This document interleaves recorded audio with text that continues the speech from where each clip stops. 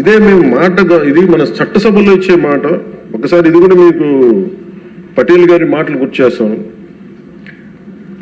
600 పైచిలకు మన చిన్న చిన్న రాజ్యాలన్నీ కలిసి ప్రిన్సిపల్ స్టేట్స్ అన్ని కలిపి ఇండియన్ యూనియన్గా పెట్టినప్పుడు ప్రైవేట్ పెడతాం, మీకు అందరికి ఇస్తాం అనేది, రాజభరణం ఇస్తామని చెప్పిన తర్వాత ఆయన అయిపోయిన 2 రోజులకి చెప్పి అప్పుడు రాజభరణం ఎందుకు వాళ్ళని మాట్లాడుతుంటే మన చట్టసభలు ఇచ్చిన మాట మనం ముందుకు తీసుకెళ్ళకపోతే ఈ చట్టసభల మీద విశ్వాసం ఉండదు.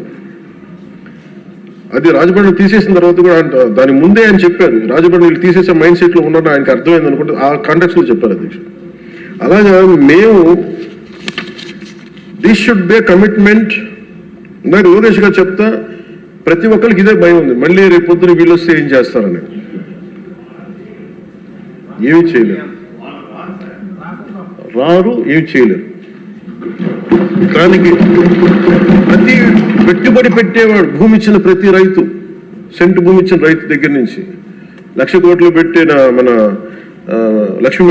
లక్ష్మీ గారి దాకా ప్రతి ఒక్కరు ఏమడుతుంది, they need stabilities. We have to commit ourselves. We will give stability for the 5 crore people of Andhra Pradesh. Through that, we will stabilize our country, Bharat.